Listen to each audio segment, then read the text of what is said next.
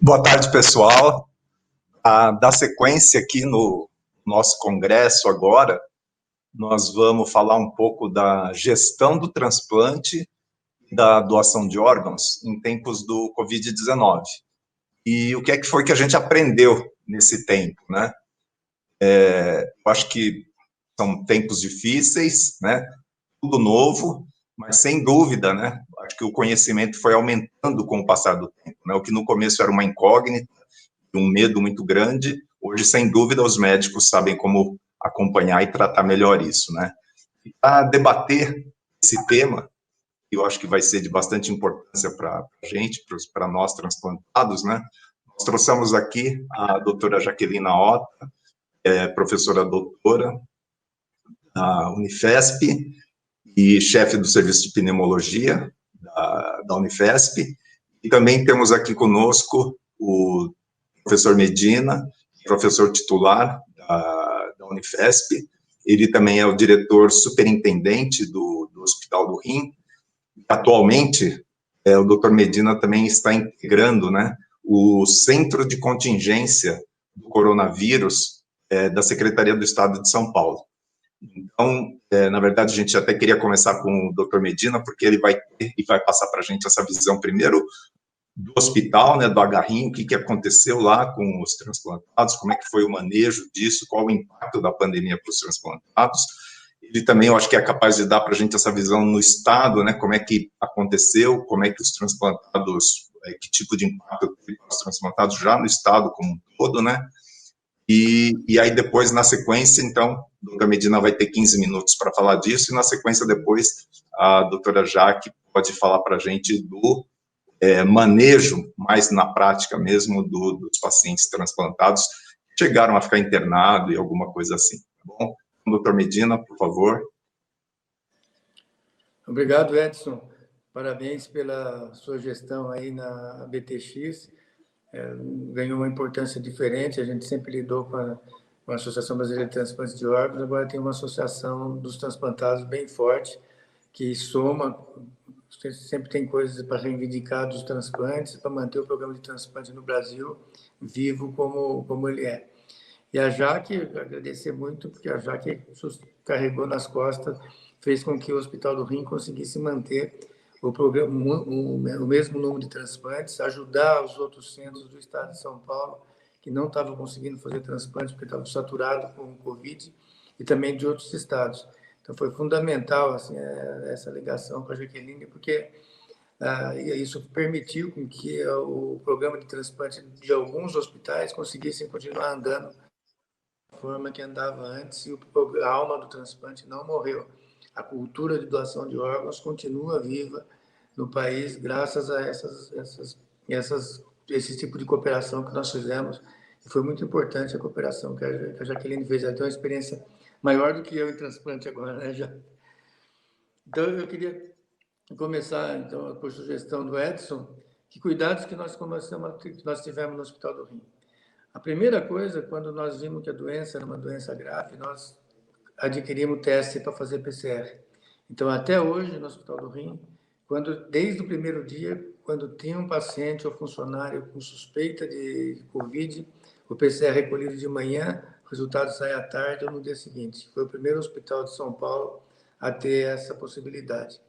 Depois, nós insistimos bastante com todos os pacientes, com todos os funcionários, para catequizar sobre os comportamentos. A máscara foi fundamental. A máscara, desde o início, quando existia aquela controvérsia, eu pus uma máscara rosinha e fiz um vídeo para mostrar, rodou o vídeo em todos os lugares para recomendar a máscara, embora os infectologistas eram contra o uso de máscara de pano. Agora, isso já é uma recomendação internacional em todos os países, mesmo aqueles que estão com segunda onda agora. Recomendamos também bastante o distanciamento social e o que eu chamei desde o início, que é gerenciamento do risco, distanciamento consciente. Então, usar a máscara e o distanciamento não é só na rua, no trânsito ou em alguma aglomeração fora de casa, mas muitas vezes você precisa usar em casa a máscara quando você tem alguém que trabalha numa área de risco ou alguém que está com algum sintoma. Então, eu sempre chamo isso de distanciamento consciente, gerenciado. E foi fundamental o teste do PCR. Até hoje, nós temos dificuldade, o mundo todo tem dificuldade de fazer teste, mas esse é o padrão e é fundamental para que você possa fazer o diagnóstico, isolar e também conversar com os contactantes e tomar cuidado com os contactantes. Então, nós tivemos 207 funcionários do hospital que adquiriram a doença ou no hospital ou em algum outro lugar. A idade média de 37 anos, nenhum desses funcionários tinha a comorbidade que eles têm, metade é sobrepeso ou obesidade, 6 foram para precisar internar em enfermaria, nenhum precisou de terapia intensiva ou teve um desfecho ruim. Com os pacientes foi diferente. Nós temos 602 pacientes dos transplantados nossos, nós temos 12 mil em acompanhamento, 5% dos pacientes transplantados nossos desenvolveram doença. E desses pacientes, 27% tiveram desfecho ruim, com a idade superior a 60 anos, com muitas comorbidades. Então, nós temos um extremo dos funcionários do hospital, que é uma comunidade de baixo risco, e tem um outro extremo, que é a comunidade de maior risco, que é o transplantado com muitas comorbidades, com idade acima de 60 anos, e aí a letalidade foi de 27%. Então, nós insistimos bastante para que todos esses pacientes, funcionários, eu pessoalmente catequizei funcionário por funcionário, eu passava todo dia no hospital, em todos os andares, pregando, catequizando o pessoal sobre os cuidados que tinham que ter em relação à prevenção da aquisição do Covid ou de transmissão do Covid. Então, nós fizemos isso, começamos a colocar máscara N95 em todos os funcionários, proteção facial, mais máscara em todos os pacientes. Hoje nós temos uma redução muito grande do número de casos, tanto nos funcionários, dos 207, 202 já voltaram ao trabalho, tem 5 mais recentes, e dos pacientes também. Nós chegamos a ter, por semana epidemiológica, 35 a 40 pacientes, agora temos 6 ou 7 pacientes só. Então, esse foi o cuidado que nós tivemos no Hospital do Rim, muito com o apoio do Hospital São Paulo, que foi muito gerenciado pela Jaqueline, com a disposição que ela tem, a capacidade de trabalho que ela tem. E aí nós falamos, vamos transferir essa nossa experiência para outros lugares. Então, nós começamos a zelar pelos pacientes da Cruz Verde, que é uma instituição que tem 181 pessoas que têm paralisia cerebral e que são muito dependentes de cuidado. Então, a incidência da doença nesse pessoal é maior, porque roda bastante as pessoas que cuidam deles, e qualquer situação, mesmo que seja um pré-sintomático, a chance de transmitir é maior. Então, nós estamos cuidando dessa doença na Associação Cruz Verde. E na cidade de Ipaussu, que é uma cidade de 14 mil habitantes, também baseado na experiência que nós tivemos no Hospital do Rim, onde nós fizemos uma barreira sanitária, na cidade de Ipaussu, distribuímos máscara para todos. Depois que apareceu o primeiro caso, hoje nós temos 264 casos numa cidade que tem 14 mil habitantes. Então, dá quase 1 para cada 50, que é o que tem no Brasil. O Brasil tem 1 para cada 47, aqui no estado de São Paulo tem um caso de coronavírus para cada 42 pessoas. No Distrito Federal tem um caso de coronavírus para cada 16 pessoas. Nesses países da Europa, que está tendo o segundo pico, é um caso para cada 60, 70 pessoas. Eu prefiro falar sempre um caso por um determinado número de pessoas, fixar do que falar um número por 100 mil habitantes ou por 1 milhão, porque dá uma dimensão mais adequada quando você fala pelo número de pessoas. Então, lá em Ipaussu, nós estamos fazendo esse controle, e lá nós conseguimos fazer aquilo que devia ser feito em todas as cidades. Tem sintoma, faz o teste, faz o PCR. Não estamos nem pensando em sorologia, nem teste rápido, faz o PCR. Fica pronto no dia seguinte. Como nós fazemos em todas as pessoas que têm sintoma, 26% foi positivo, o resto foi negativo. Nós não perdemos nenhuma pessoa da cidade sem fazer o diagnóstico. Dessas pessoas, fazendo isolamento, fazendo cuidado doméstico para não ter transmissão, só 2 que foram para a unidade, 3 foram para a unidade de terapia intensiva, uma que recuperou e teve 2 desfechos ruins, 2 óbitos em 264 pacientes. Não tem nenhum agora em unidade de terapia intensiva.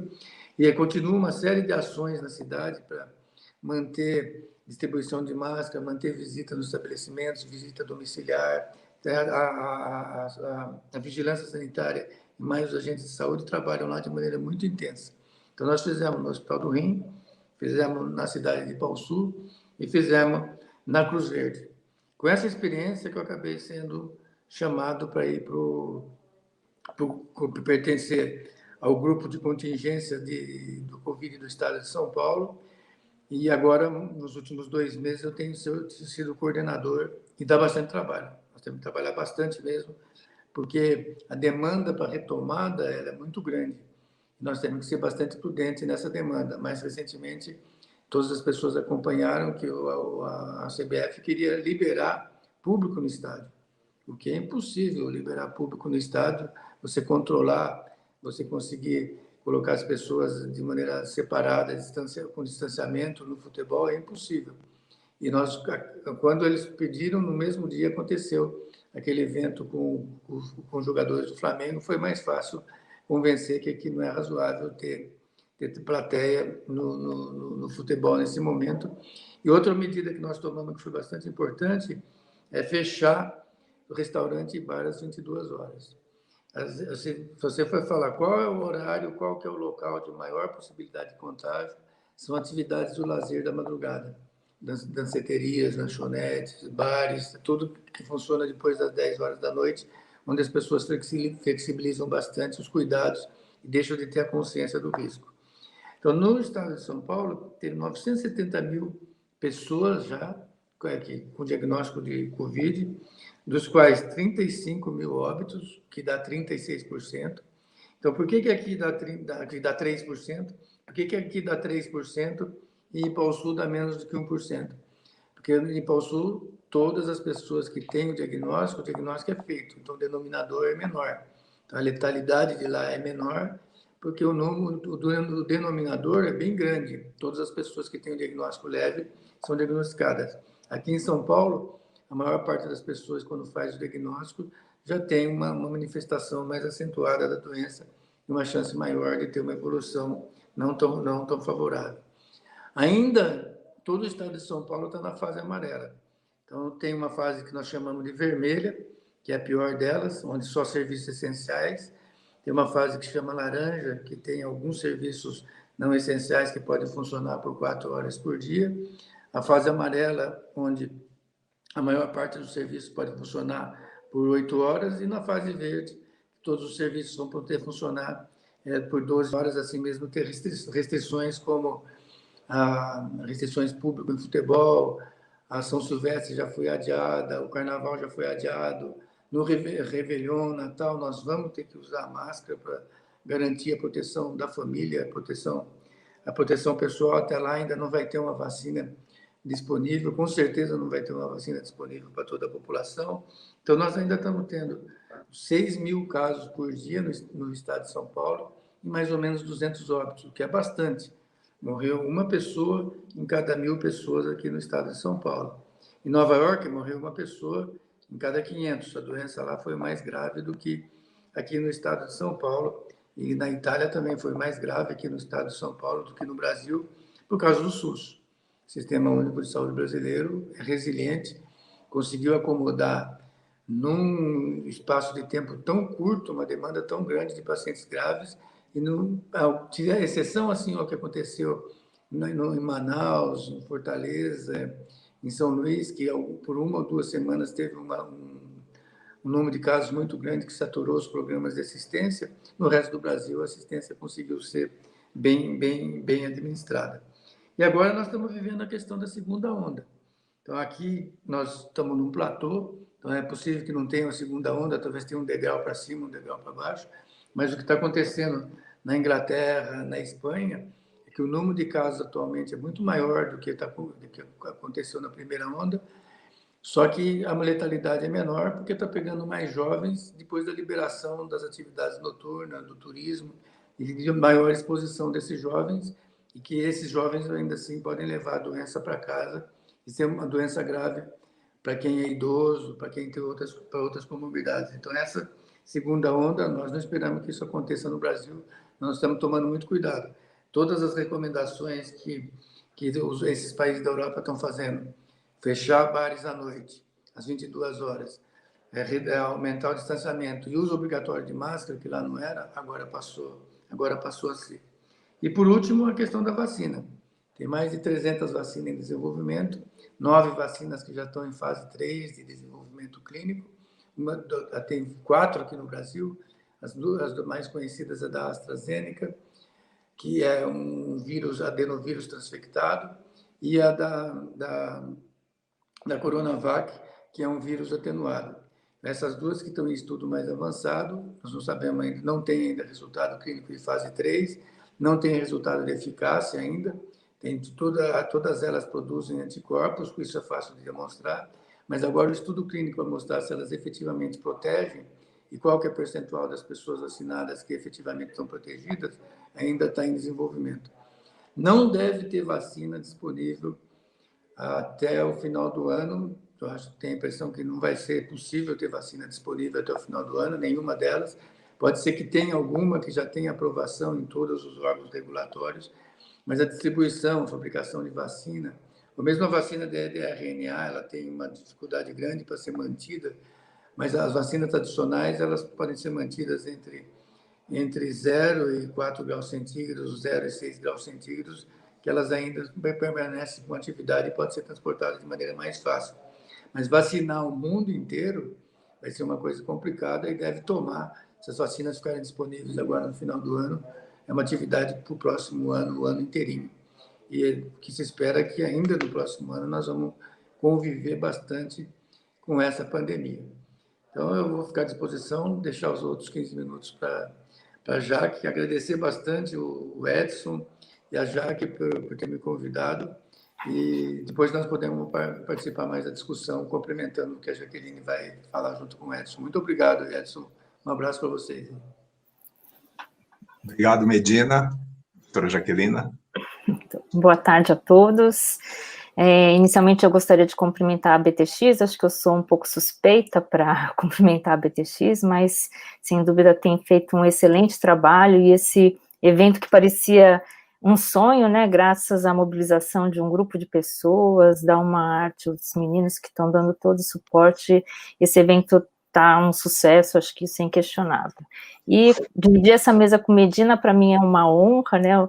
Eu sempre sou movida a inspirações. O Medina é uma pessoa que sempre me inspirou desde que eu cheguei no Hospital São Paulo, há uns 30 anos. Eu acho que o Medina não lembra, mas eu estava de plantão na UTI geral, é quarta-feira, era o dia que acontecia o transplante renal, e ele vinha no plantão 2, 3 vezes por dia, e era um doador vivo, né, que tinha complicado um pouco, e ele falou, não, doador não pode complicar, doador, ele entrava 2, 3 vezes ao dia. Eu falei, nossa, eu aprendi com Medina muita coisa nesse tempo todo, e realmente ele é uma pessoa incansável, né, e mostrou isso também aqui na Covid.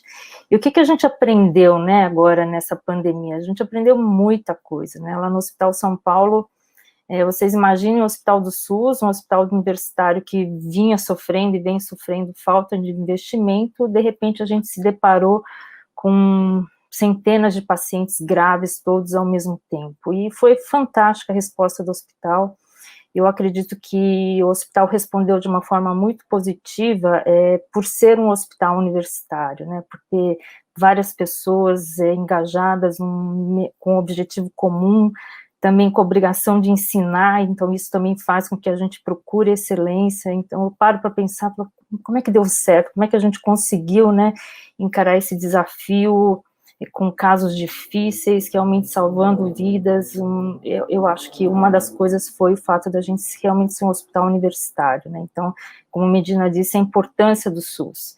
Para mim ficou claro o quão importante é o SUS, o quão isso fez diferença quando a gente compara com Nova York, por exemplo. Estados Unidos é um país muito mais rico que o nosso, com alta taxa de mortalidade. Então, a gente aprendeu muita coisa. e no começo era um desafio de encarar a doença, e até que um dia também o Medina veio na reunião de contingenciamento, e uma frase que ele falou me convenceu, né? Ele falou, não, vocês não estão ajudando o Hospital do Rim, vocês estão ajudando o Programa de Transplante do Brasil, né? A partir do momento, é muito difícil a gestão de uma doença altamente contagiante, né, manter pacientes doentes do lado de pacientes mais suscetíveis, que seriam os transplantados, candidatos a transplante. Então, fica claro que para o Garrim não ia dar certo se eles continuassem a receber os pacientes com Covid. Então, houve essa parceria com o Hospital São Paulo, que prontamente entendeu, né, e a gente entendeu que a gente estava fazendo muito mais do que isso, né, realmente a gente estava contribuindo com o programa de transplante do estado de São Paulo e até do Brasil. E das coisas que a gente aprendeu durante ontem, hoje, né, eu vi algumas perguntas relacionadas a isso, se realmente existia essa dúvida, será que o transplantado vai ter uma resposta melhor, já que existe essa tal da tempestade inflamatória, que vocês devem ter ouvido falar. Então, a repercussão da doença não é só uma ação direta do vírus, mas é toda a reação inflamatória, né, que ele desencadeia em diferentes órgãos. Então, no início surgiu essa dúvida, então talvez o imunossuprimido seja mais protegido. Infelizmente não é isso que a gente viu e está vendo, né, então como o Dr. Medina já comentou, a mortalidade entre os transplantados, e no Brasil nós temos mais transplantados renais, é mais alta, né, então a orientação é manter o cuidado, manter a prevenção, já que não existe um tratamento específico para a Covid-19, né, vários estudos já surgiram, mas ainda não existe um tratamento específico para essa infecção viral, então o mais importante é a prevenção. E outra coisa que a gente aprendeu no manejo, né, nesses 6 meses de enfrentamento da pandemia, é que cada paciente é um paciente, então isso também me assustava um pouco quando eu via algumas secretarias tentando liberar algoritmos, né, aqueles fluxos, flash, o doente vem assim, você está respirando tanto, você está assim, dá remédio A, B ou C, isso não existe, principalmente num transplantado, né, que muitas vezes tem outras doenças, tem diabetes, tem pressão alta, faz uso de medicações. Então, no meio da pandemia, a gente entendeu que o tratamento tinha que ser personalizado, né? Tinha que ser individualizado, e com isso eu acredito que a gente também tenha conseguido melhores resultados. E também não só tratamento médico, como hoje também foi discutido, né? A gente se preocupou e se preocupa muito com a saúde mental do paciente, que fica isolado no quarto, não pode receber visita, tem medo, claro, ouve falar e sabe que pode morrer, então a gente também tem se preocupado, se preocupa com todo esse suporte, né, da saúde mental, psicológica dos nossos pacientes. Então, acho que a mensagem mais importante que eu gostaria de transmitir para os transplantados, isso é esperado, né, acho que no ser humano, mesmo entre a gente, o Medina falou, a gente está o pico, atualmente talvez num platô, num degrau, mas a gente vê um certo relaxamento, seja da população em geral, até dos profissionais de saúde, eventualmente até dos pacientes com mais risco. Então, isso não pode acontecer, né, a gente deve manter todo o cuidado, acho que o melhor tratamento para a Covid ainda é a prevenção. Então, a prevenção é um distanciamento social sempre que possível, né, claro que em algumas situações a pessoa tem que sair, tem que trabalhar, mas sempre que possível, higiene das mãos, quanto mais melhor, né, sabonetes, quando não tem álcool gel, uso de máscaras é fundamental, né, isso é cidadania, você vai estar protegendo o próximo, então pode ser a máscara de tecido, a cirúrgica, em ambiente hospitalar, mas para uso corriqueiro, fora de ambiente hospitalar, a máscara de tecido já resolve isso. Então, são todos esses cuidados que são fundamentais para a gente não contrair a doença, né? A mortalidade entre os imunossuprimidos, infelizmente, é alta, então a gente deve evitar isso. A notícia boa é que, sem dúvida, nesses 6 meses, o mundo e mesmo a gente, né, a gente aprendeu muito. Então, hoje, o manejo do paciente é melhor, e como nos outros países se vê uma redução da mortalidade. Isso talvez não esteja associada só ao vírus, mas um melhor conhecimento dos profissionais de saúde, né, em controlar e cuidar do paciente portador da Covid-19. Então, acho que tem várias outras coisas. Eu estou vendo aqui que algumas perguntas em relação à vacina, né, sem dúvida, várias vacinas estão em andamento, mas é importante ressaltar, infelizmente, as vacinas estão sendo testadas nas populações de risco, então, principalmente os profissionais de saúde, alguns estão incluindo agora os com mais de 65 anos, mas como ainda está em fase de teste, né, um dos critérios de exclusão são os pacientes, entre outros, imunossuprimidos. Então, por enquanto, essa vacina ainda não está sendo testada, né, em pacientes transplantados, até para garantir a segurança de todos. Então, assim, a gente aprendeu muito nessa pandemia, seja conhecimento técnico, seja conhecimento de gestão, e, sem dúvida, o SUS tem um papel fundamental. Acho que é obrigação nossa da sociedade brigar por um SUS melhor, brigar por hospitais universitários melhores. Isso fez toda a diferença nesses locais onde o SUS estava mais organizado. Também acho que eu posso parar por aqui, Edson, e abrir para discutir, conversar com Medina também, e com as perguntas que eu também estou vendo que tem várias. Legal. Eu acho que a questão da vacina, Medina, eu acho que isso é um ponto importante. Acho que a Jaque colocou um pouco a posição dela, queria que Medina colocasse a dele, até porque tem umas perguntas aqui perguntando se, por exemplo, o vírus, né, atenuado, ou porque tem que 140 ou 170 tipos de vacina em pesquisa, né?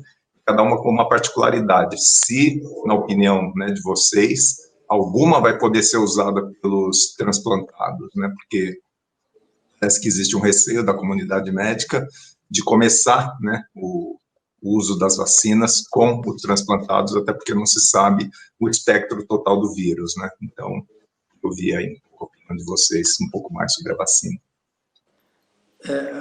Todas as vacinas que elas estão sendo elaboradas, nenhuma delas tem restrição assim ao uso no transplantado. É que o tipo de resposta imune do transplantado, ela não é igual a do resto da população, e até é escolhido um grupo de pessoas, de população que está mais exposta para poder definir a eficácia. E quanto mais homogênea essa população inicial, é melhor. Também não está sendo utilizado crianças, mas a hora que ela se mostrar efetiva em adultos, imediatamente ela vai ser utilizada em criança, deve fazer, talvez tenha algum período que vai ser um grupo menor de crianças, mas qual é a faixa etária que a criança deve ser vacinada? Tudo isso ainda vai demorar para ser definido. Mas o importante é que tenha vacina disponível para a maioria da população, que é a maior parte da população que está suscetível à doença, que são os adultos que estão circulando e que estão trabalhando, que são as pessoas que têm chance de adquirir a doença na comunidade e levar a doença para casa. E quem está em isolamento, em casa, se todas as pessoas que estão fora, que trabalham fora, que vêm para casa, não tiverem chance de adquirir a doença, quem está em isolamento também não. Então, vai ter que definir qual vai ser o grupo prioritário para começar a vacinação, para depois ir segmentando os grupos. Mas eu tenho a impressão que o grupo que vai ser mais importante são aqueles que estão mais expostos, depois aqueles que têm mais risco, desde que eles estejam submetidos a esse risco, que eles tenham exposição a esse risco. E vai ser duro fabricar um determinado número de vacina para a população toda. Então, é até possível que nós tenhamos mais do que uma vacina eficaz. Agora, o que é mais importante desse desenvolvimento de diversas plataformas diferentes de vacina, desde vírus atenuado até vírus transfectado, depois vacina de DNA e vacina de RNA, é que criou novas plataformas. A hora que no futuro aparecer uma outra doença com esse potencial de pandemia, como esse vírus, como o coronavírus que apareceu em Wuhan, no momento que isso for identificado, já começa a pensar na produção de vacina. Esse é um projeto do Bill Gates de ter uma plataforma onde você tem todos os vírus que são que podem potencialmente causar uma pandemia e já mais ou menos o direcionamento da produção de vacinas no início da doença, antes que ela se torne uma pandemia como agora. Se isso tivesse feito, não dava para fazer, porque também não conhecia tudo. Mas com essa experiência de hoje, se aparecer alguma coisa de novo na China ou em qualquer país, em novembro do ano passado, como apareceu, hoje nós teríamos uma vacina já. Então, essa aqui é o grande benefício de ter 300 vacinas em estudo hoje. Legal, bacana. Não, acho que é importante também que eu vi que a Priscila comentou que está arrasada por essa demora na aprovação de vacina, né, mas isso que o Medina está comentando é algo muito novo, né, antes demorava 10 a 15 anos para você conseguir mostrar que a vacina era segura e eficaz, né, então acho que sem dúvida houve um avanço muito grande, esse processo é lento até para garantir a segurança, né, isso acho que é importante todos saberem. Legal. Uma pergunta aqui do Paulo, e que mais pessoas também colocaram ali no chat, que é em relação a medicações que podem ser usadas no coronavírus, né? Talvez as pessoas queiram dizer se aquele kit, né, de coronavírus, se funciona, não funciona, qual é a verdade por trás disso, né? Se é que existe verdade, né, mas qual é o que diz a literatura ou a ciência a respeito disso? Não existe. Várias medicações foram testadas, né, e a única que mostrou algum grau de eficácia e segurança foi o corticoide em paciente mais grave, né, em paciente que vai para UTI, ou mesmo aqueles internados que necessitam de oxigênio. Todos os outros estudos bem feitos, sejam com hidroxicloroquina, azitromicina, ivermectina, o que a gente sabe até agora é que os resultados são negativos. E tomar cuidado, os transplantados, né, tem muita interação medicamentosa também. Alguns medicamentos têm interação com os imunossupressores. Então, jamais tomem qualquer tratamento sem a orientação do seu médico transplantador, né? Tem que conversar com o médico para ver. Mas, por enquanto, o único que fez algum efeito no paciente crítico foi o corticoide. Medina, eu nunca entro na polêmica, assim de se a cloroquina deve ser utilizada, a ivermectina deve ser utilizada. Lá em Pau Sul, que eu que oriento tudo, o prefeito resolveu distribuir um kit com ivermectina e cloroquina para a população inteira. E me perguntaram lá, fez uma entrevista no rádio lá, e perguntaram o que eu achava. Eu falei, não, isso não é a coisa mais importante. A coisa mais importante é você usar máscara, você evitar o contágio, evitar que você contagie outras pessoas. Não é efetivo o medicamento, ele não tem comprovação de efetividade. Também os efeitos adversos que eles têm são pequenos, assim, a chance de ter um efeito adverso é pequena. E muitas vezes você fica concentrado, focado numa coisa que não é a mais importante. Então, o mais importante é você usar a máscara, fazer a higiene das mãos. Não precisa cuidar de superfície também. A Jaqueline trabalha na terapia intensiva do hospital. Pergunta para ela se ela fica limpando a mesa da UTI, ou se eu fico pensando no Hospital do Rim, se a mesa está limpa ou se a mesa está suja. Eu fico pensando se a minha mão está suja, está limpa, se eu estou em contato com algum paciente que está secretivo, que eu tenho maior chance de ser contagiado, ou algum pré-sintomático, e se eu estou usando a máscara. Na superfície eu nem penso. Quando chega alguma coisa do correio na minha casa ou do supermercado, eu manipulo normalmente, mas aquelas pessoas que têm mais receio dessa situação, deixa encostadinho no canto por uma mini quarentena de 12 horas, que é o que a gente brinca, que qualquer vírus que ficar 12 horas sem uma célula para ele se alimentar, ele morre e daí fica ali o esqueleto dele. Fica só o RNA dele que fica ali, que pode ser até ser identificado, pode até crescer numa amplificação num PCR, mas ele não é o vírus. Nós temos um paciente nosso no Hospital do Rim que está há 3 meses com PCR sempre positivo. A Jaqueline acompanhou ele. Nós fizemos cultura do vírus negativo, por pesquisa de antígeno em todos os lugares negativo, e só o PCR que continua positivo, ele está levando vida normal em casa, ele não tem a doença e ele não transmite também. Então, é importante entender bem como lidar com essa situação é melhor a gente ter assim, essa proteção, ter o PCR, esquecer um pouco a cloroquina, a ivermectina, quem falou isso, quem falou aquilo, porque ela não funciona bem mesmo, a gente já sabe. Também ela não tem um pouco de efeito colateral, mas tem umas pessoas que amplificam o efeito colateral, mas o foco é evitar que você tenha um contágio com a doença.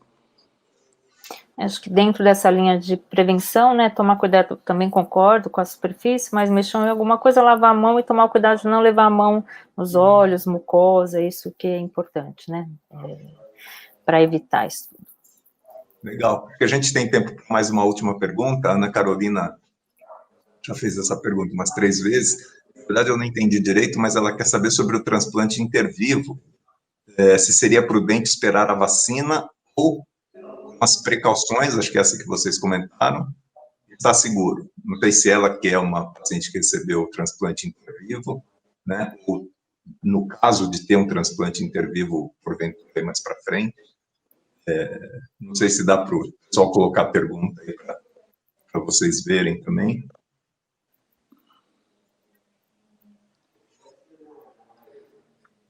Então, nós sempre pensamos nos riscos e no benefício. Então, se é uma pessoa que está muito bem em diálise e tem um doador vivo que pode ser postergado, é melhor fazer o transplante numa situação mais segura. Mas se é uma pessoa que é exposta no trânsito, está numa unidade de diálise que tem um número de pacientes muito contagiado, vive num ambiente que é mais complicado e que o transplante vai trazer menos risco, aí pode fazer o transplante. Nós estamos fazendo 1 ou 2 transplantes com doador vivo por semana nessa condição. Ela explicou aqui que ela está aguardando o transplante intervivo. Aguardar é mais razoável. Se ela puder aguardar, é mais razoável, porque você vai trabalhar numa situação mais segura e lembrar que doador vivo você tem aquele, né? Se não tiver, depois esperar o doador falecido é uma coisa mais complicada. Então, essa é uma situação eletiva que tem que ser preservada num cenário que o resultado é melhor. Legal, bacana. Bom, a gente tem um tempinho aqui para as considerações finais, acho que uns minutinho para cada um, para a gente encerrar. Eu encerraria dizendo que acho que todo transplantado, vocês mais do que ninguém sabem o valor da vida, então se cuidar, né, com as medidas de prevenção que são simples, acho que isso é fundamental, e qualquer dúvida entrar em contato com o seu médico. Em relação à saúde como geral, acho que mais do que nunca ficou claro o papel, a importância do SUS e dos hospitais universitários. A minha recomendação é com cuidado, né? Então, nós estamos na fase amarela. A fase amarela significa atenção, alerta, gerenciar o risco. Quando você estiver numa situação que você pode estar exposto à possibilidade de contágio, aglomeração, qualquer situação dessa, principalmente o transplantado, máscara, proteção facial, higiene das mãos, e evitar qualquer situação, mesmo essas festas domésticas, ou 2, 3 pessoas que vêm em casa, trabalhar com máscara. Se for jantar com algumas pessoas, usa máscara enquanto não está fazendo a ingestão, come, põe a máscara de novo e mantém o distanciamento. Então, gerencie o risco sempre, porque numa bobeirinha, o vírus ele não fala, vou pegar aquele. Ele pega quem tiver mais folgado. Então, não pode dar folga. Legal. Bom, muito obrigado. Também queria agradecer a participação de todos aí que participaram com as perguntas. E a gente se vê daqui a pouquinho numa próxima palestra. Obrigado, doutora Aquilina, doutor Medina. Foi ótimo a participação de vocês. Muito obrigado. Obrigada. Um abraço, Aquilina. Um abraço. Obrigado, muito obrigada.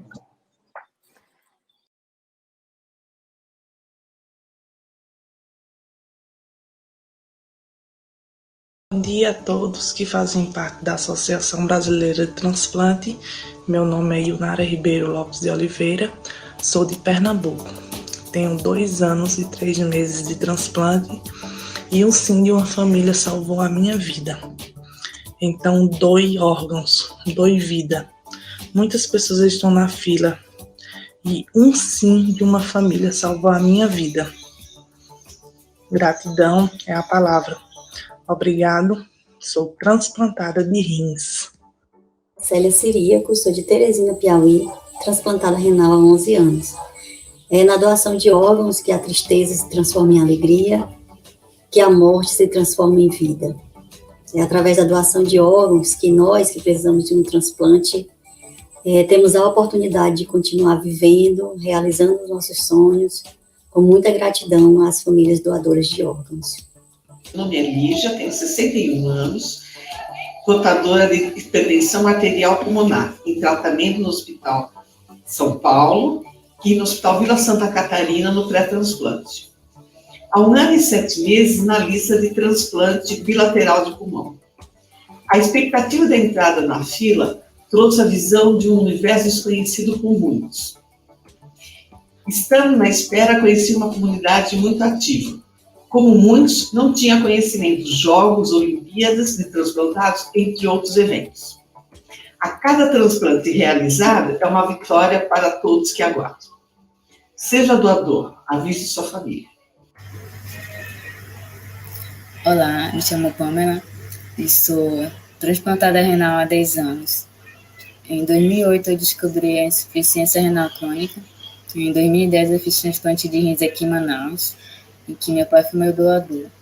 Hoje eu tenho 31 anos e busco viver uma vida bem mais saudável e bem mais tranquila, porque com o transplante eu pude voltar ao meu cotidiano, voltei a estudar, fiz faculdade. E se esse é o seu desejo de ser doador de órgãos, converse com seus familiares.